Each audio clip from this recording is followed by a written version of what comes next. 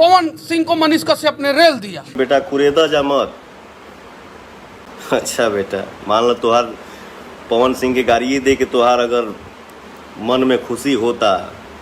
तो आखिर सरस्वती पुत्र पवन सिंह के पीछे क्यों पड़े हैं बड़े लोग? हरी हरी ओढ़नी अभी गाना आया नहीं कि भी बात भोजपुरी में बड़े बड़े छिड़ गए हैं। क्यों? क्या हरी हरी ओढ़नी लाल घाघरा का भी रिकॉर्ड तोड़ने वाला है? इतना टॉप लेवल का यह गाना है। जी हाँ दोस्तों, आप सबको बता दूं कि लाल घाघरा गाना जो कि 84 मिलियन व्यूज प्राप्त कर लिया है, 1.5 मिलियन यानी कि 1.5 मिलियन इस गाने को लाइक मिला है।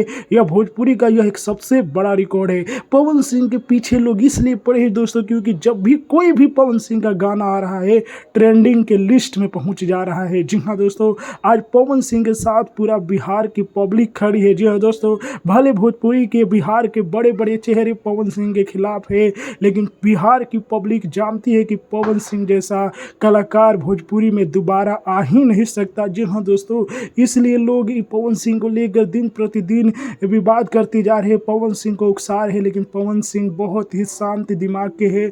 वे जल्दी विवाद नहीं करते। हरी हरी ओढ़नी क्या लगता है रिकॉर्ड बनाएगा?